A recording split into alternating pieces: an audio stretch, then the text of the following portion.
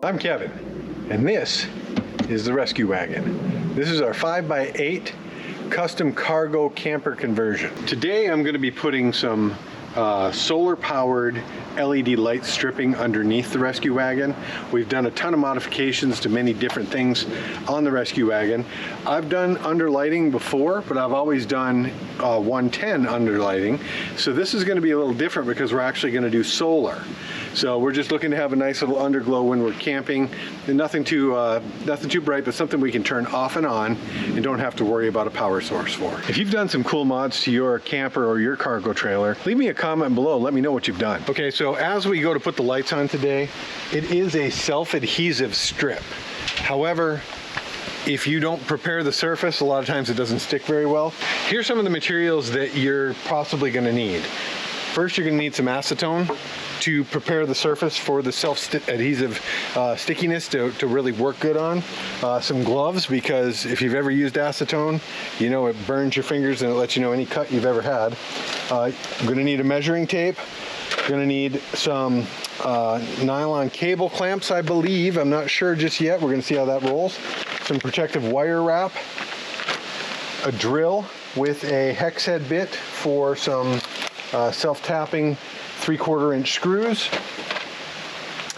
And just in case, we've got some wire cutters and some heat shrink butt connectors just in case we need them. So one of the things that comes in real handy are these little rolling creepers, because as you're down underneath there, you're not having to scoot your body across the concrete, that type of thing. So that's very handy to have. Okay, so one of the things we need to do, first of all, we ordered this and I think it said it was 18 feet or something like that. However, a lot of times you don't know if that's including this wire. So the first thing we need to do is actually measure the exact length of how much light we have. We got this off Amazon. It's in the description below. The next thing we need to do is we need to measure. I need to look underneath the camper and see which areas where we can put it, which way I think it'll be the best. Measure and kind of get an idea of the distance underneath there as compared to the length of the lights. Then, once I have that information, I need to use that information to determine where I'm going to put my solar panel to pick up the lighting where it's as protected as possible. The total length of light that we have with adhesive backing is 19 feet, 7 inches. My next step, I'm gonna go underneath the rescue wagon. I'm gonna look at where it may go, kind of look at how the underneath looks, do some measurements and try to lay out the possibility of how I want it to go in under there. Okay, so I've got a couple of issues that I've run into with my jacks that go down. I can kind of go through them, but they touch at a certain point, and I'm afraid that they're going to cut into the lights. If you look at this, here's the jack, and if I want to come across this way with the wire, I can go up in through here, but it's also touching right up in here.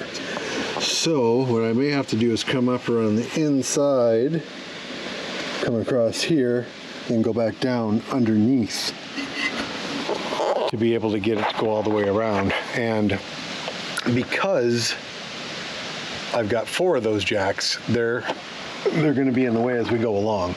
So first thing I'm going to do, I'm going to try that. The light strip was only like 15 bucks. So worst case scenario, it doesn't work out, it falls off, and you know, I reboot and do something different.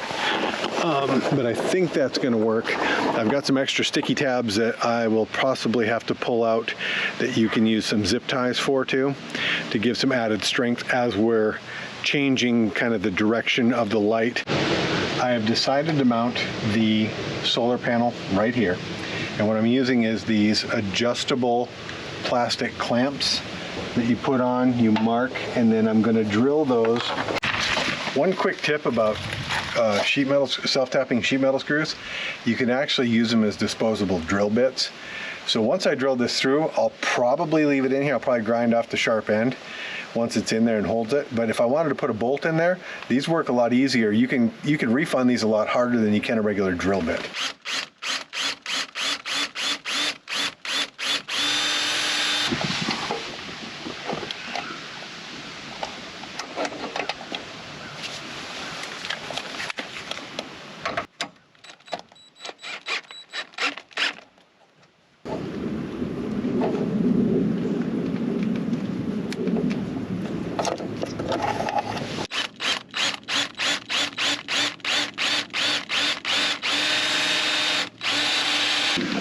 got some double-sided sticky tape. The way this works, it's really designed more for your garden, I think, because they have it that kind of slips on here, but it wants to come off very easily. So I'm going to put some self-adhesive sticky tape on the pad that goes inside. Then I'm going to put some self-adhesive sticky tape around the outer edge so that hopefully it will adhere to the piece that's around it. And then when I mount it, the tension should help hold it on as well, but it's only a little thumb screw that holds it on this angle. So I'm hoping that between all three of those measures it will stay in place. So one thing you will need too is, I know what I'm going to need, and I'll tell you what you're going to need right now. These are these 1x1 mounting bases. What they do is you put them on one square at a time. They stick on. You run a zip tie through, and any wire that's not self-adhesive or sticky, you use that to help anchor it down.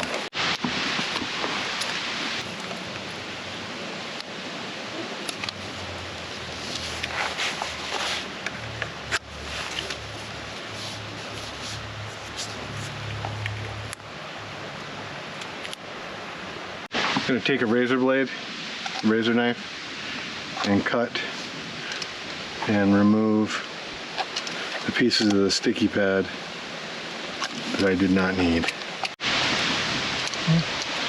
Now we're going to mount the solar panel. So I'm just going to kind of get both of these started here, and we'll tighten them up as we go. And you might wonder why I'm mounting it a little bit to this side.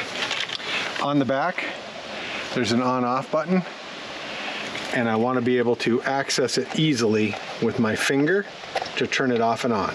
So what I'm going to do now is I'm going to get acetone, and I'm going to soak a rag with acetone, and I'm going to go and wash all of the surfaces with the acetone that I think I'm going to stick everything on. When you're doing this, I'm going to put on a mask, and I'm also going to put on some safety goggles, because if it was to drip in your eye, it'll light your fingers up, so I can't imagine what it would do to your eye if you got in your eye.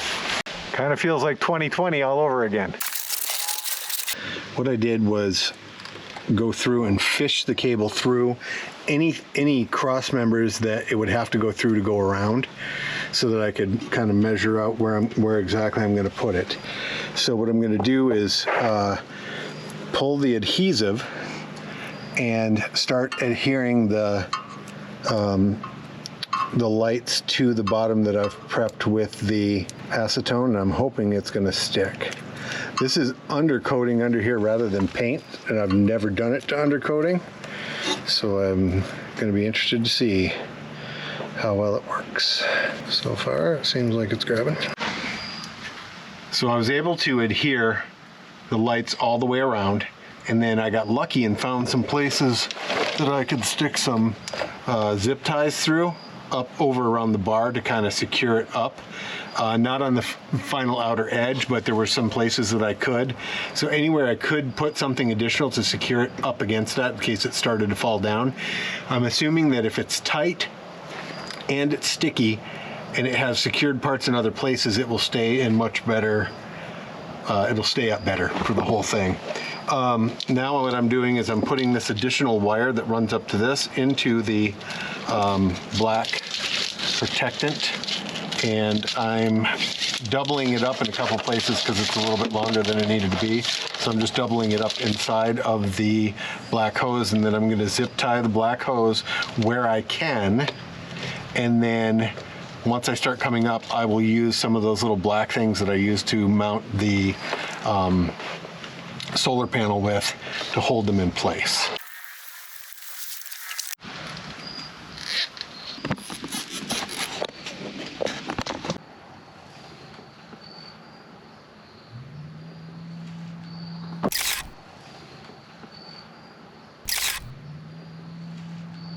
Turned out great, only cost about 20 bucks, and doing things yourself allows you to be free.